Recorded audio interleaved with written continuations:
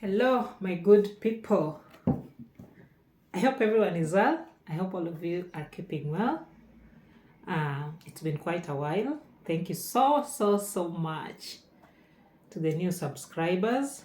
And actually, today I'm just here to do this video to thank you so much for getting me to 300 subscribers, because it's not an easy thing. Growing organically on YouTube, it's quite a tall order, so to speak, for lack of a better word. So I'm just grateful. Thank you so much to you guys for the 300 subscribers. Thank you so much, guys, for the 300 subscribers. I really appreciate it. I've been receiving a lot of inquiry on my inbox, on comment section, of people who wants to come and study in Spain, which motivates me to continue doing this content that I'm doing. And I've also been able to help people best to my capacity whenever they need help from me coming to study in Spain. But the most difficult pain points for people coming to study in Spain, I think what I've realized from the inquiries I've been receiving, the most difficult pain points that if you're coming to study in Spain, you need to take care of early enough, is the issue of accommodation in Spain. It's really difficult getting accommodation in Spain because really it's a crisis. It's a crisis, especially in major cities like Madrid, Barcelona, Valencia. Yeah, those are the major cities that experience housing crisis, because what has been happening in Spain, there are expatriates, especially from America and UK, who come and let me just stop this AC. Who come and no, it's not AC, the heater. We are in winter. Sorry for that. Who come and buy properties in Spain, and then they use the properties for Airbnb, for tourists. So then leaving a very small portion of apartments or properties to be rented. So what I'm just trying to say, the most of the inquiries I've been getting, people, like there's an example, there's a lady who came and then she had gotten an accommodation at her school for 1 month. Then after 1 month, she was supposed to now get out of the school and go and get another accommodation outside and register in that accommodation, in the new accommodation. And so I remember her coming to me very late, like when it was a week to the deadline of her moving out, and there was nothing much I could do. So I just thought I would do this video as a heads up to people coming. You need to take accommodation seriously, because even if you're coming to study for like 1 year, you'll need to get your resident ID. When you get to Spain, you have 3 months to get is it 3 months, or I think it's 3 months. I don't know, 3 months or 1 month. Within 1 month, you're supposed to get your resident ID, because after 1 month, I'm not sure, I'll confirm that information. So after that period of time, your visa expires, and now what you're left using is your resident ID card. So if this 3 months lapses and you've not gotten your resident ID card, then you'll have to go back to your home country and start the visa application process again. So application for a resident ID requires something that is called in Spanish empadronamiento. So empadronamiento is a document that you have to provide to the Spanish government, showing them where you live in Spain in order for them to process your resident ID card. So if you don't have a place where you can get an empadronamiento, where they cannot padron you, then my friend, you are not going to get that resident ID card. And if you don't get that resident ID card, you become illegal, you become irregular, and you have to go back to your home country to process the visa all over again. And you know how tedious it is to process a student visa that goes beyond 6 months. So this is just a heads up to you guys. If you'd like me to help you getting accommodation, please get in touch early enough. Don't get in touch with me like 1 week before or 2 weeks before, or you're going for your visa interview on Friday and you want to get an accommodation on Monday. It's possible. It's impossible, not possible. It's very, very possible. Sorry. And if you're going for your visa application at the embassy in your home country, trust me, if you don't have a letter of accommodation, you're not going to get that visa. You're not going to get that visa.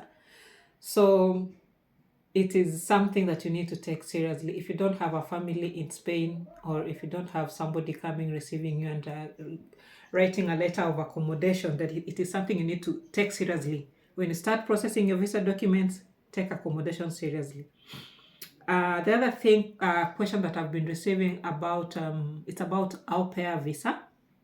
So an au pair visa is like here in Spain, you get an arrangement with a family, and the family, you'll be working for them for certain hours and studying for certain hours, and mostly they normally look for English speaking parents or families that want to train their children in English.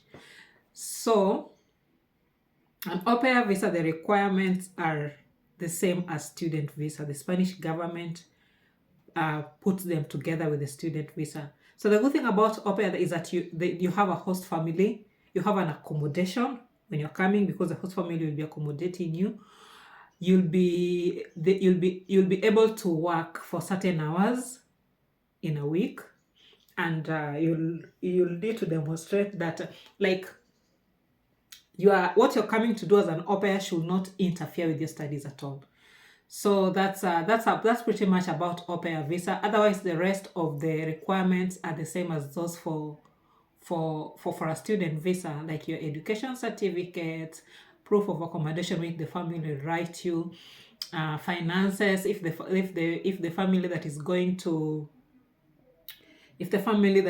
to accommodate you, host you, are going to give you bank statements, and then plus your bank statements from Kenya. Those are the requirements. So yeah, so that's for people who've been asking about the au pair visa. Another question that I've been seeing is about the Spain language study visa. There's no something like Spain language study visa. If you're coming to study the language, it's still a student visa. So the requirements are the same. You get a language academy, you pay for it, and you come. It's still a student visa. There's no different category for a language study visa. So that's it. Then a heads up that I wanted to give you guys is that the new immigration laws coming in May, 20th of May of this year. There was a law that was passed. Oh God, sorry. My God. So there was a law that was passed last year. There was a law that was passed last year. I'm not going to edit this part. It goes this way. So there was a law that was passed last year here in Spain in was it December or November thereabout, that brings in new immigration laws that encourages people who are irregular in Spain to regularize themselves or become legal. So that I think it's just in a bid for it's an effort by the government to streamline revenue, because those who are irregular are not able to pay taxes, they're not able to pay social security. So it's just an effort by the Spanish government to streamline revenue, give people who are irregular, the chance to become regular and pay taxes, and then streamline and also the concerns of Spain having old population and wanting workforce and all that. So in these new laws, when it comes to student visa, the law is being passed that when you are here with a student visa, you can only renew once. Because in the past, it has been in such a way that you come with it for 1 year, you renew for another 1 year, you renew for another 1 year until you get a work permit. Now, this time around, you will only be eligible to renew it for 1 year.